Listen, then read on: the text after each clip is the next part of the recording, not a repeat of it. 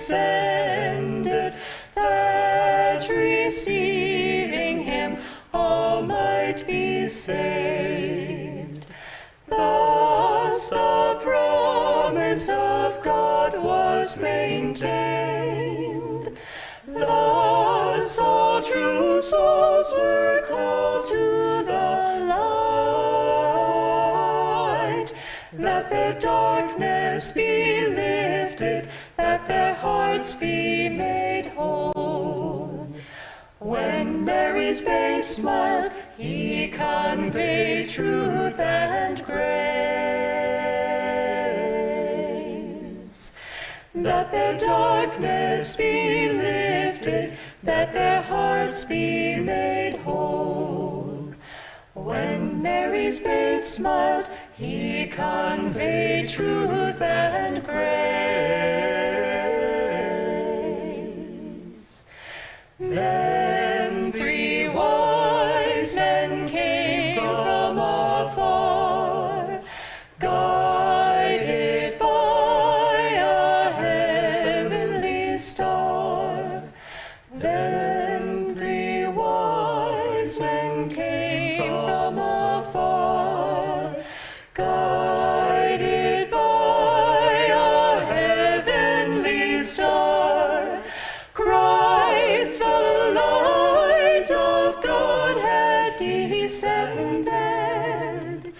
Christ, the light of God, had come.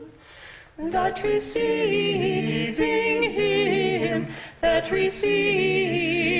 him, all might be saved, all might be saved. 3 wise men came, guided by a star, to do honor and welcome the Christ born on earth.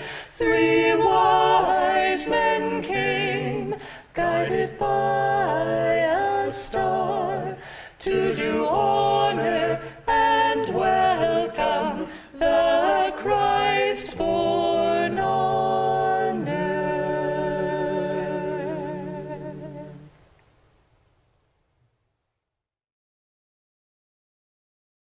Good morning, everyone.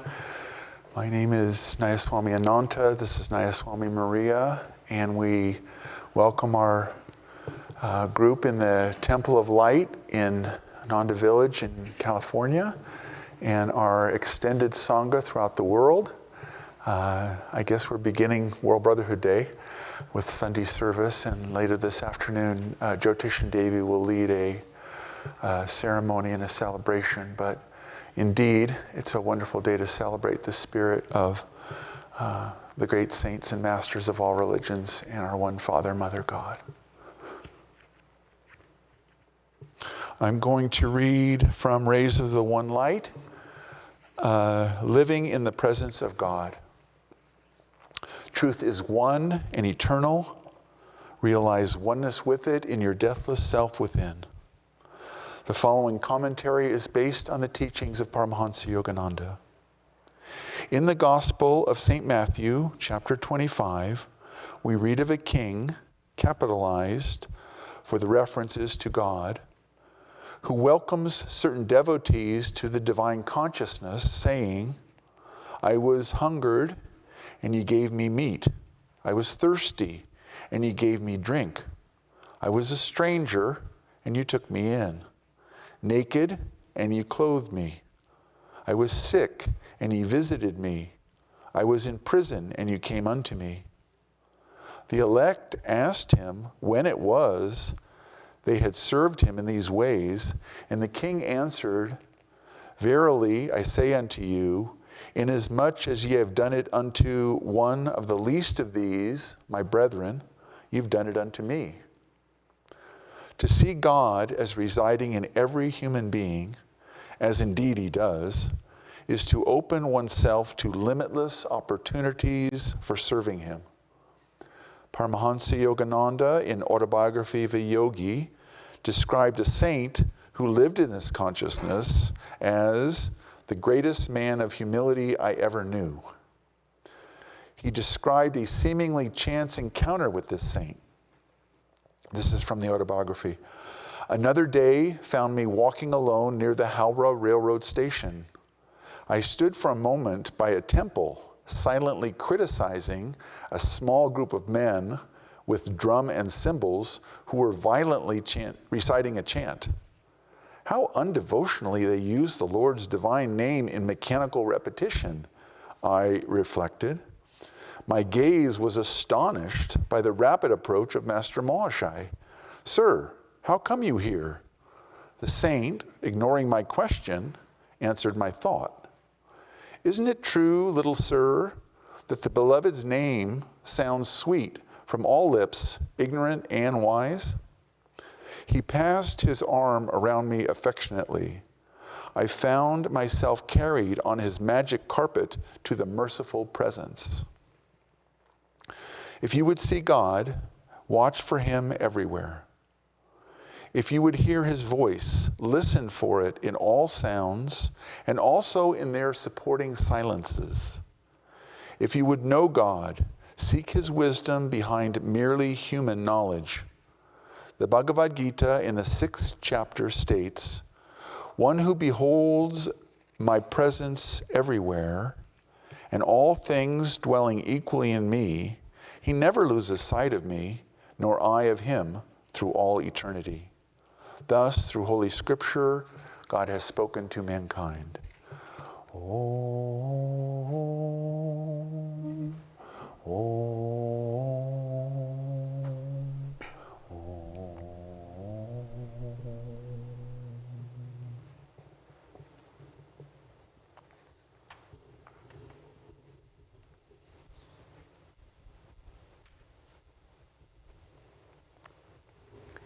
Hello, everyone. Good morning.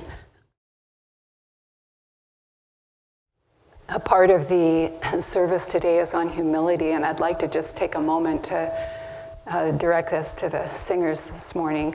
I am very humbled by just the music and the choice of song and the vibration.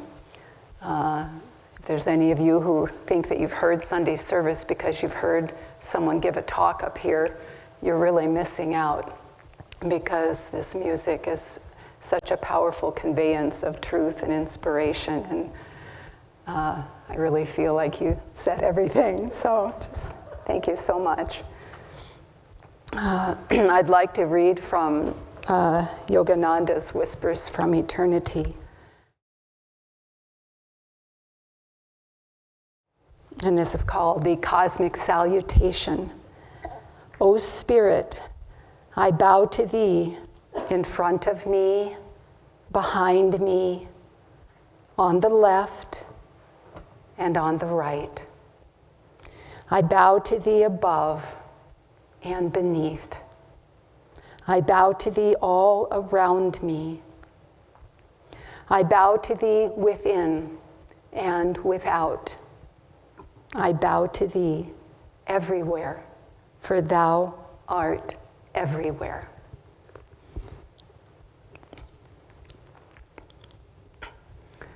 So in the reading this morning, Ananta read this delightful story that Yogananda shared about his meeting with a dear friend, by the way, Master Mahashaya, a direct disciple of Sri Ramakrishna. And it's interesting because I was considering how many stories there are of saints, in this case an avatar. Yogananda came in as such. And in their lives, even in that state of enlightenment, there they are on the stage of life, acting out this drama by which we can benefit. Just countless stories, on and on. And in this one, Yogananda makes this direct link between humility and living in God's presence. And he's holding this thought, the thought of separation, the thought of seeing people other than as instruments of the divine, seeing the world as other than God's creation.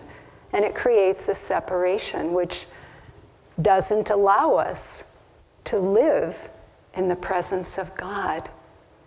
And that if we come to life with a heart that is humble, that door opens. And our experience is one of that divine consciousness. In another story of this same kind, and indeed there are just so many, Yogananda tells of Babaji at the Kumbh Mela, and Lahiri is there. He has some vacation time. He decides to wander about amongst the saints and in this holy and traditionally holy environment.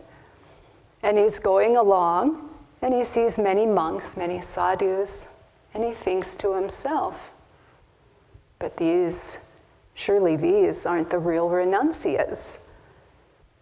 And then he sees this man kneeling down in front of an ascetic, and he realizes it's Babaji. He says, what are you doing here? And what are you doing, washing this man's feet? Because clearly he's not a renunciate, is the thought. And Babaji says, I am washing his feet, and when I finish, I will clean his utensils.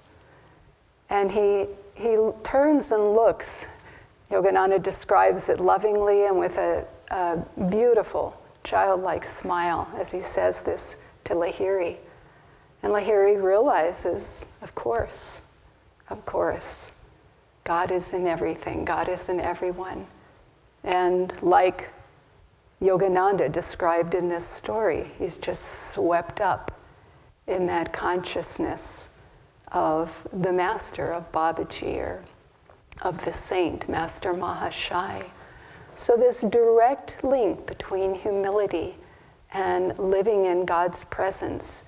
And it's such a powerful point that it is given to us again and again, throughout eternity as teaching, as important teaching. There are so many beautiful and instructional aspects in the story that Yogananda describes with Master Mahashai. And I want to just touch on a few of those. We cannot fake humility. Humility is something we need to genuinely feel and experience.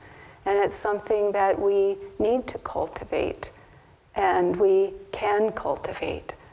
Yogananda describes in his autobiography of a yogi, he says, every time I kneeled at the feet of my Guru Sri Yukteswar, I was thrilled with the vibration and the power of his being. And then he goes on to explain that when we open ourselves that way, and this is a yogic teaching, that the very cells in our brain, the very patterns of habit and thinking and perspective are changed and brought more fully into the light. And he says, even if it's for a moment, we experience the bliss of of making that offering to higher consciousness, to the Guru, to the higher consciousness within us, to God and everything. It thrills the soul. It thrills the very elements of our being. And this is an act of humility, an act of reverence, but it needs to be something that is genuine. It's not as simple as bowing before the picture, bowing before the Guru. It's something that we have to cultivate in our hearts, a reference to omnipresence, a reference to infinite consciousness, a reference to a reality that is bigger than us, bigger than the little ego, and that we genuinely feel to honor and to worship.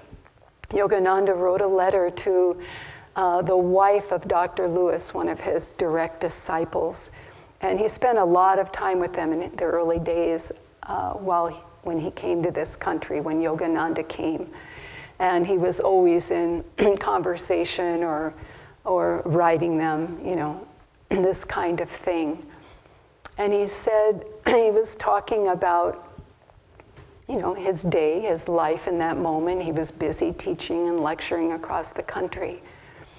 And he said, the teachings of yoga teach us how the soul can contact God.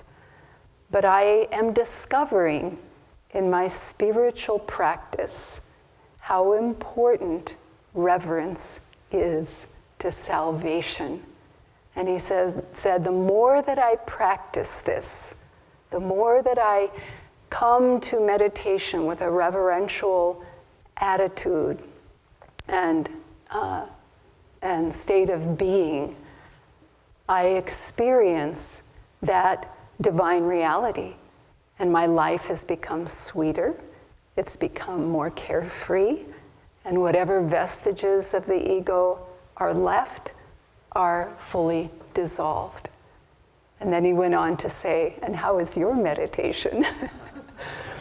But I love that letter because he's talking to us and with us about spiritual practice and the right attitude that brings us the experience of living in God's presence and shows us how to do that, not just in meditation, but in all of life. But when we do meditate, Yogananda says it's very helpful to, when you sit still to meditate, stay in that stillness until you are no longer identifying with the body. I think that's something that we can all do. I really do. Maybe just for a few minutes. Maybe then the body, the mind gets restless. But in that beginning, when we make that effort to just be still and keep the body still and bring the concentration to the spiritual eye, the body ceases to bother us for the time being, and maybe for a long time. But it's good to practice that when we first sit to meditate. Be still. And feel your consciousness in reference to a greater reality. Acknowledge that reality. Above, below, left, right. Your life is in reference to a reality without limitation, to a reality without boundaries. And be in that. Feel yourself at the feet of omnipresence. And if you don't, pray to Master. Pray to the Guru. I know I can go deeper. Help me to go deeper. And then, as it said in the story, the desire is there, it's genuine. We all have humility. We all genuinely love the spiritual path, the spiritual life, or we wouldn't be here. And once in a while, we veer to the left, we veer to the right, we get restless, we forget God, but not really, because the soul can't separate from that reality. The soul is that reality, as Master said in his poem Samadhi. I live without the cosmic shadow, but it is not bereft of me. As the sea exists without the waves, but they breathe not without the sea. We could not be here. We could not even try to attempt to meditate if we weren't a part of that divine reality. And the trick, the opportunity, is to try to be conscious of that all the time. But when we're not, because we are so close, there it was. Master Mahashai simply said, isn't it sweet? He didn't say, gosh, Yogananda, you really blew it. No one really has to say that to us. We haven't really blown it. We just once in a while some ridiculous thought enters our consciousness. It's embarrassing. Hopefully no one hears it. But then the saints, the masters, they come to our rescue and they put their arm affectionately around us and just whip us off on that magic carpet. And it's just that little thought, that little reminder. As we were walking to service, the wind was moving through the tops of the pine trees, and you could just, Om was everywhere. You could just hear it. And it was beyond the trees and beyond the sky and beyond this planet. And it's so close to us. And the masters will help us. The guru will help us. That higher consciousness within us will come to the rescue, and it does. And we all know that. There's a delightful story in Swami Kriyananda's life, because when we open in this way, doors open and everything reveals this greater reality of which we are a part. And someone was sharing with Swamiji that they were having a lot of difficulty, a lot of challenge in the workplace with a particular person. And it seemed like, every day, day after day, year after year, there was just always the potential and the likelihood of conflict, just two very different perspectives.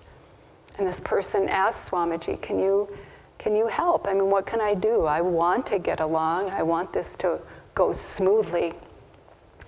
And Swamiji answered this person and said, well, in fact, I know what you're talking about, and I understand the situation. It's very real.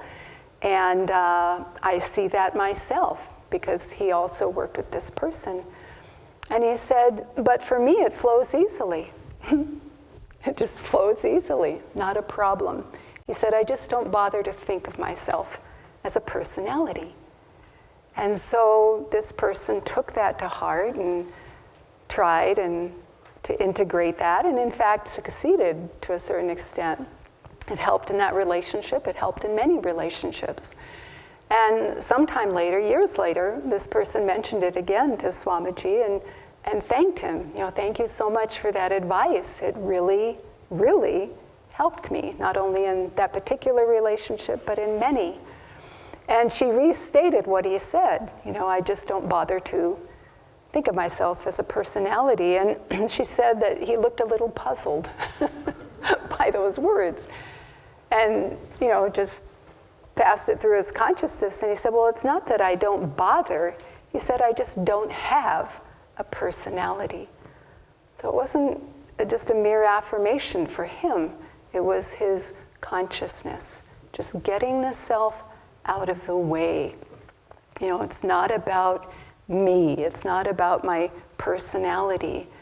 And to a very real extent, our ability to be humble, our ability to be open to a greater reality is dependent upon stepping outside of that little ego and referencing, reminding ourselves.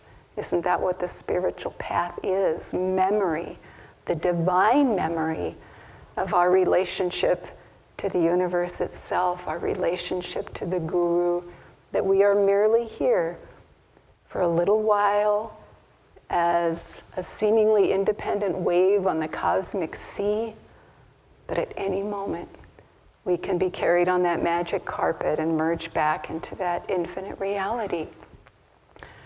There's another story I wanted to share with you, again, a story of a devotee who went out to a dinner with a devotee friend and the family of that devotee friend. They weren't disciples. And Swami Kriyananda was also there. So they were gathered together, and the conversation was around art and politics and just things of the world, more with a worldly tone.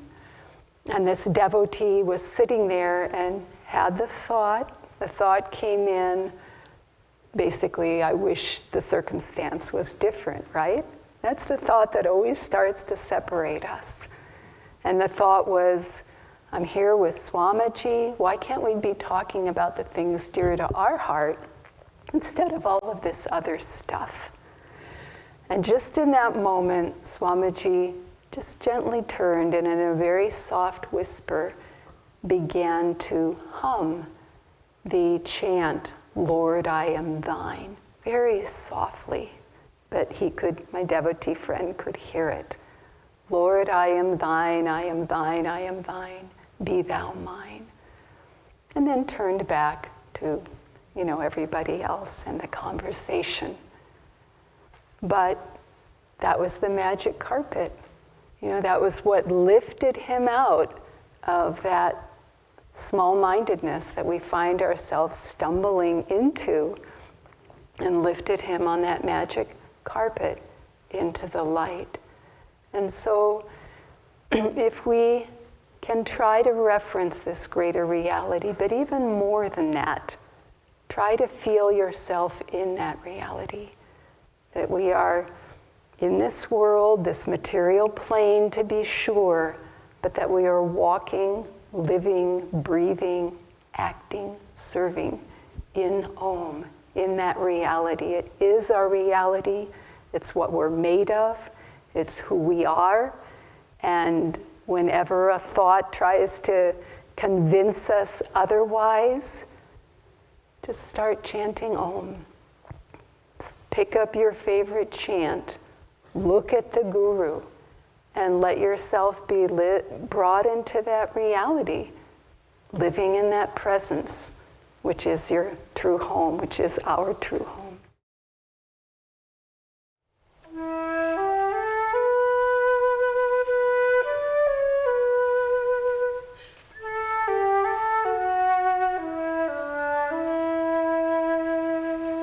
Where are you going, my little one? In hope these empty streets I wend. I've seen a star rise in the east, and I'm looking for a friend to rule, to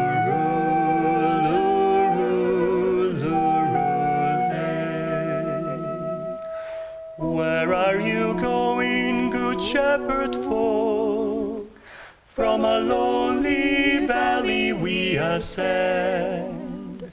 A wondrous vision sent us here. We're looking for a friend to rule,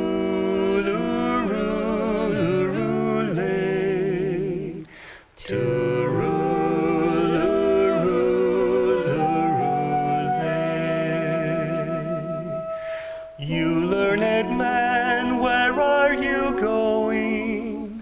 our soul's long journey we would end.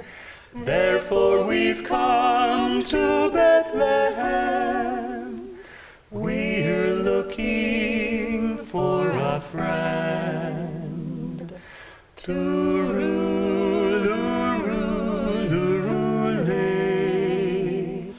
to